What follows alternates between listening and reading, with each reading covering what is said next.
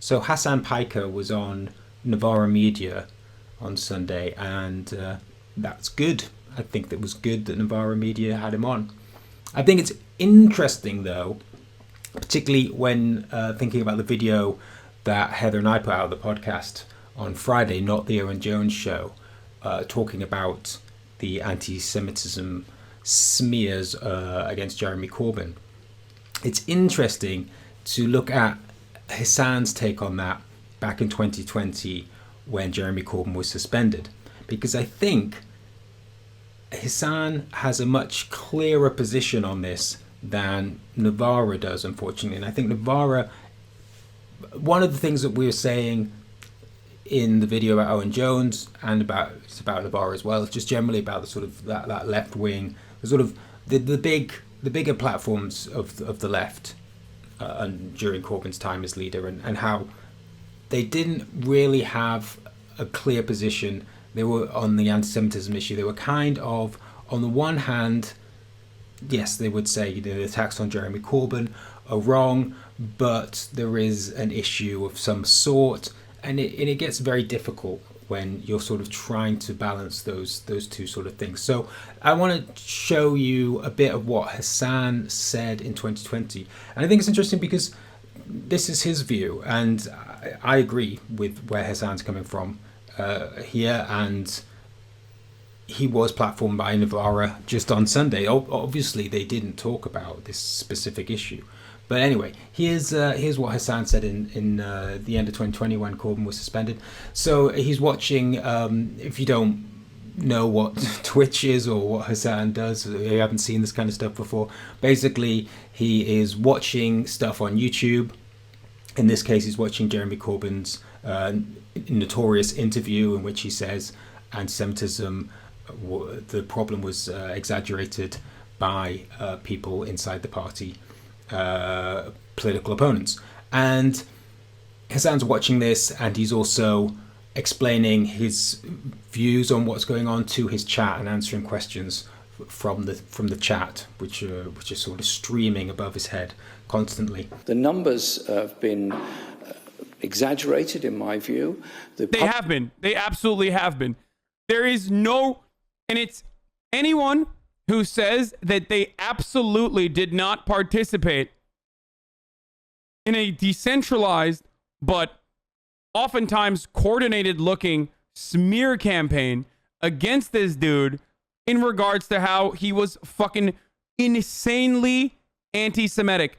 It is bullshit to say anything other than that. This is 1000% without a doubt correct.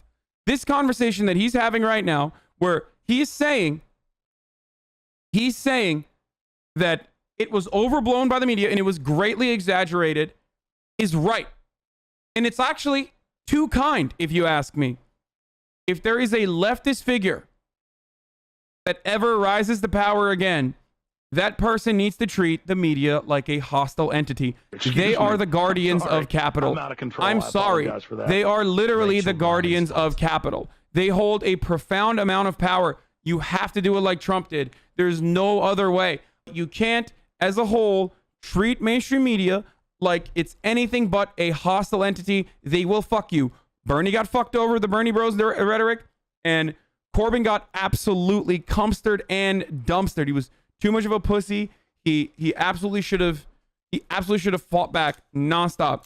Yeah, it's just amazing to see someone, this American Twitch streamer who's primarily invested in what's going on in US politics, to have such a clear and obvious strong position on something in the UK, which a lot of the UK left are not so sure of themselves on this. Now, I think one of the issues is if you're more in the heart of the storm, like some of the stuff he says here, for example, you would get into trouble for saying, because the conversations become so toxified. To say that there was sort of even looked like there was any sort of coordination in the smear campaign is an anti-Semitic trope, right? So those kind of, you can't actually articulate a lot of what's happened because they also happen to be anti-Semitic tropes. No, Corbyn didn't do anything anti-Semitic. It's bullshit. It's all lies. Even the people that were holding up and undermining the process that he had put in place were internal saboteurs that did not like him. Okay, that were Blairite internal fucking saboteurs.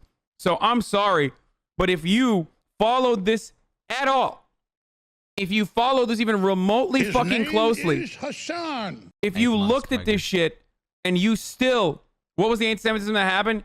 It was like fucking Facebook comments and shit that the people had compiled on like people's profiles or something. I don't know.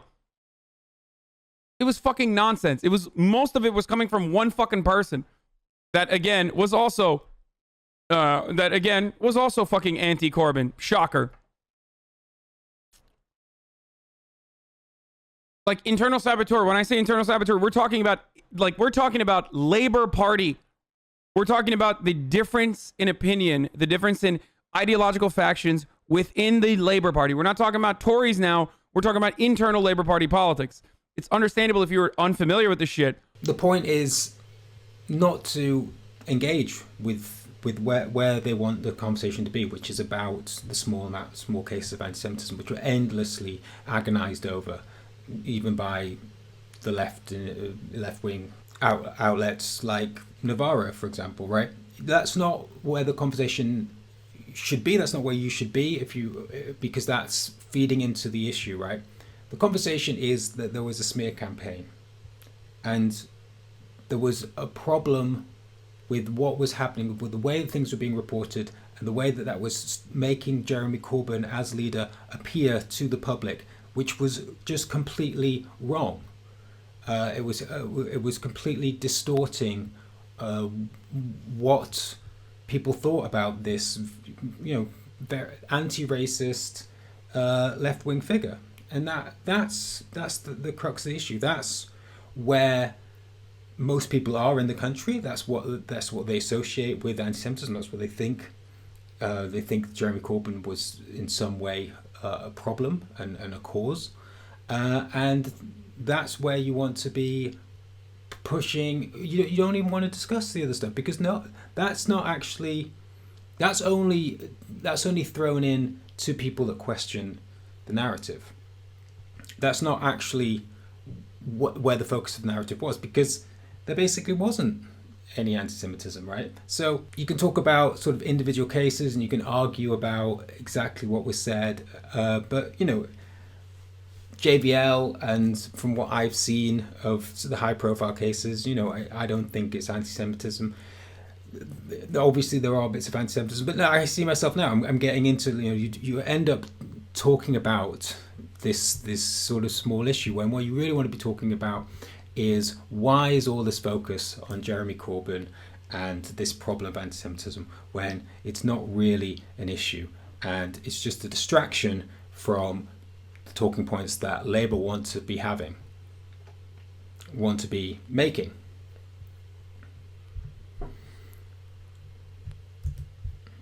And I think with people like Hasan being very clear on where their position is and what's going on, that's the kind of thing that in the sort of left public space, talking space, that is very much more helpful than the sort of Navarra trying to be sort of understanding of the issues of anti-Semitism, because the problem was that it was bad faith, right? And people that genuinely thought there was an issue and were worried, they were being taken in by the bad faith as well. And so if you take in the bad faith, then that's more likely they'll start to take in the bad faith. And so the people who are good faith are only good faith because they've seen all of these bad faith arguments and they've come to this this twisted perception that there is a serious problem.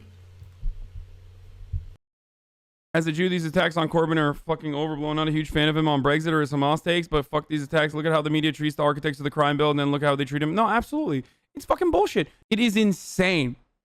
It is absolutely fucking insane, Hasan. dude. And so he keeps saying it's insane. And I think that's where you've got to meet people, because that's what it felt like. Because it was bizarre. It was bizarre that this was happening. And then it was even more bizarre that there weren't people like Hasan in the UK who were saying that this is insane.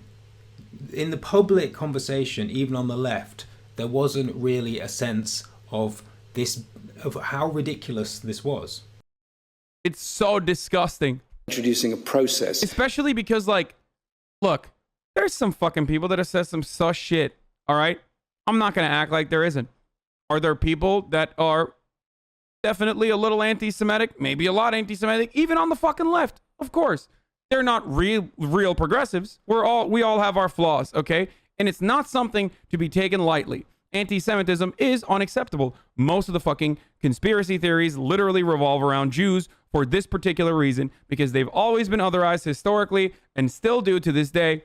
And anti-Semitism is on the rise all around the world and even in the United States. But getting caught up, getting duped in this fucking factional fight, Hasan, are you familiar both with within the Labour Party that was totally backed by the Tories, a big problem here utilizing everyone is or cynically weaponizing anti-Semitism, a real problem, to attack an overall otherwise popular leader, a leftist leader, is fucking bullshit. You understand?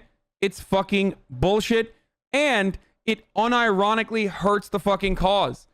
It literally, when you are duped into believing that Corbyn is when you're duped into believing that Corbyn is like a fucking anti-Semite or whatever, and you perpetuate that, you yourself literally are like, you're normalizing this kind of cynical weaponization of anti-Semitism, and you're softening the blow. Ultimately, you're diluting the pool, and you're making people like myself, for example, that literally fight against fucking anti-Semitism all day, every day.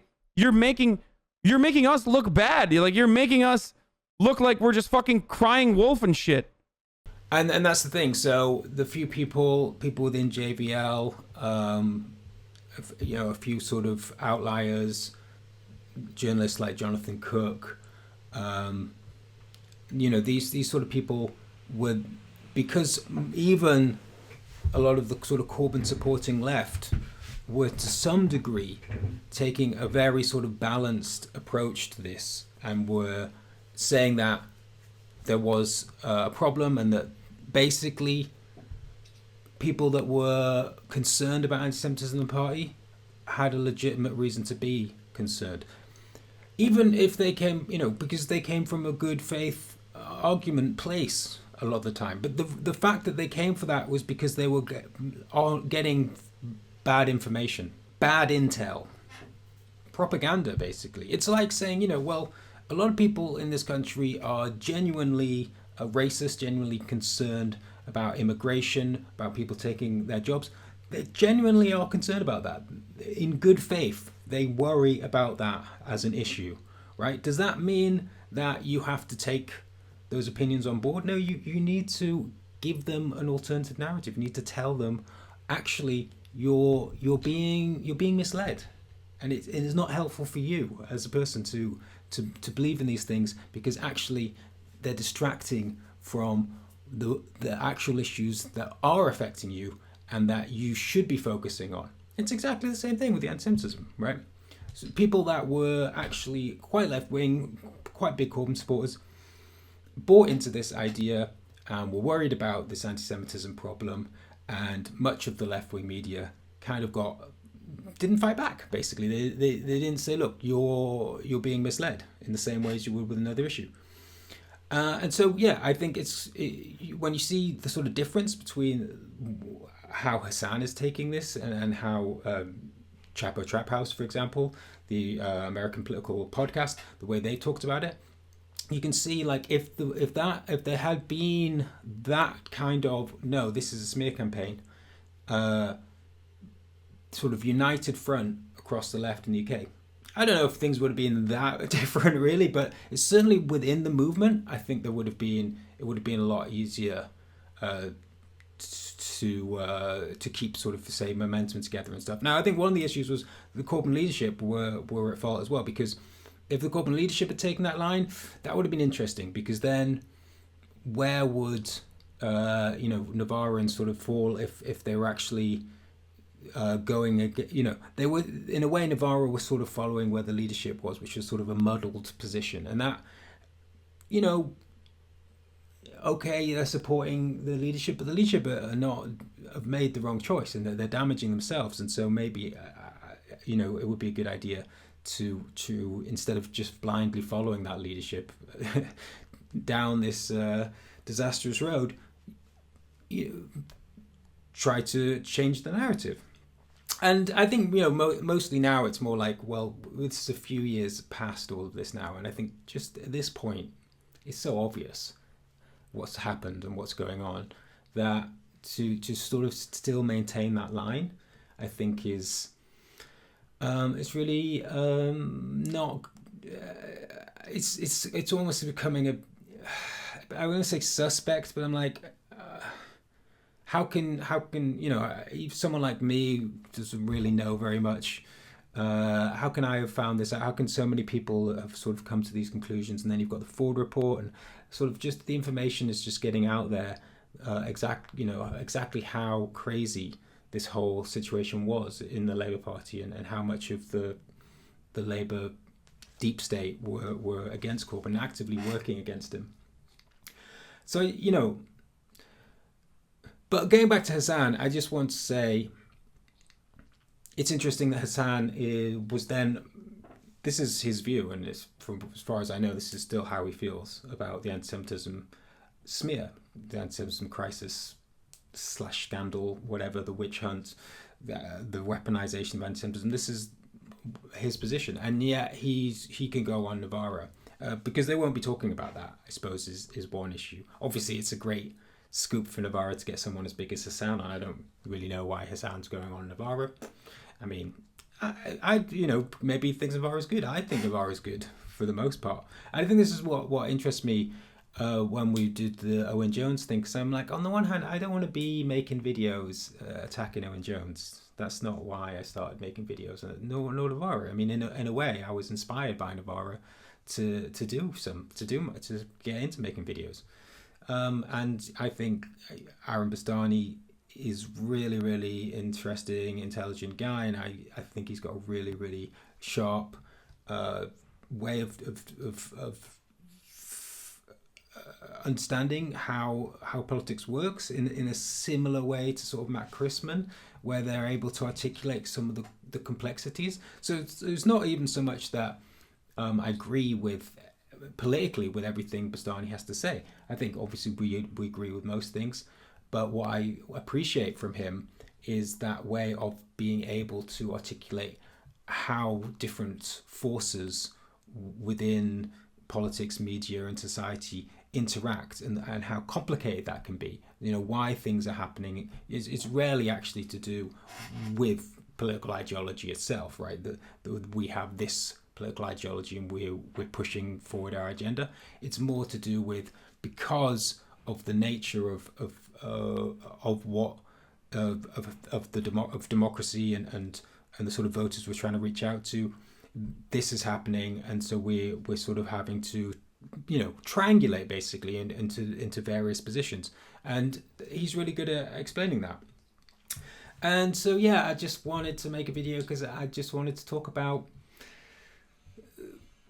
making videos about other left-wing content makers, and I wonder about that in terms of, I think the way that we've done it is being about the best you could do, right? In terms of, we're clearly trying to show a different position to people like Owen Jones, and we'd like people like that to get on board, or at least platform that position a bit more, and we're sort of trying to put pressure on them to do that.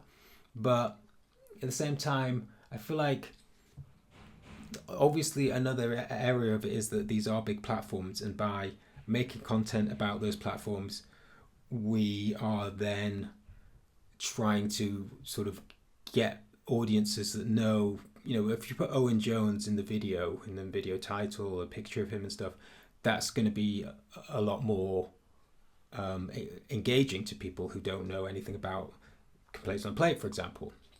So you're sort of feeding off that idea. But then, do I feel bad about that? I do. I guess I do, in the way that it's feeding off a kind of attacking of him, rather than, say, a video I made a few months ago or a year ago, whenever it was, about James O'Brien, where it was James O'Brien on the Owen Jones show. I was basically attacking James O'Brien and pretty much on Owen Jones's side. I think like that's a much more clear cut. I mean, I hate James O'Brien intensely, and his politics are very, very damaging, I think, for UK society.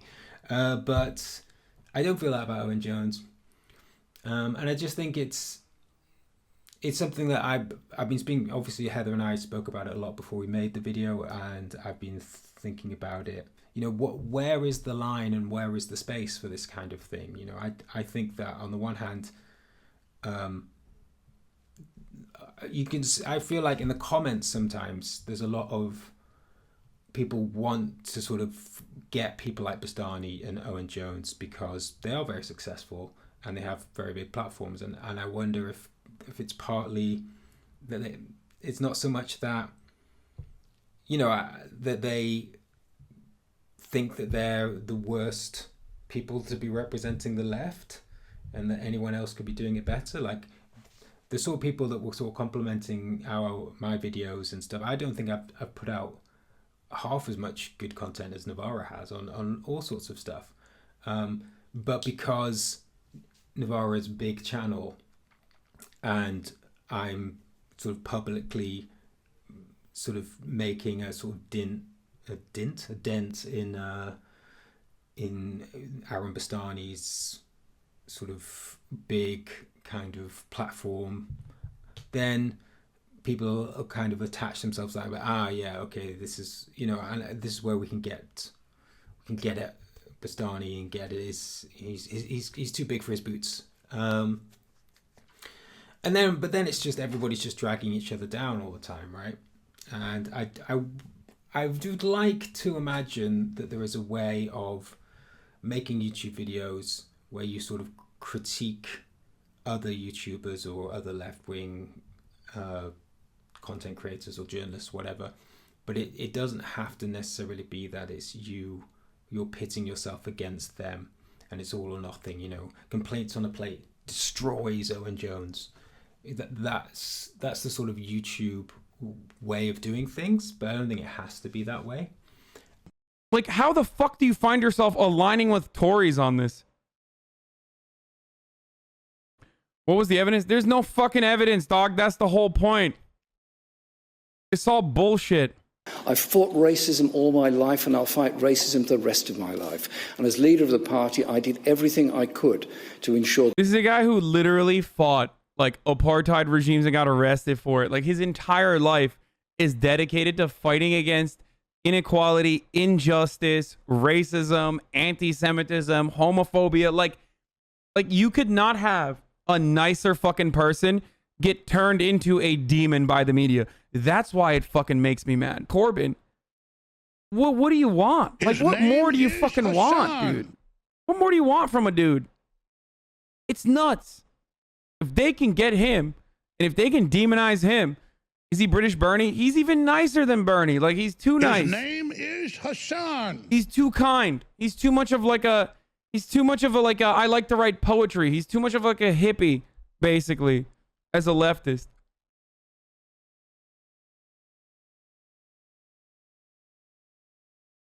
Like, it's insane.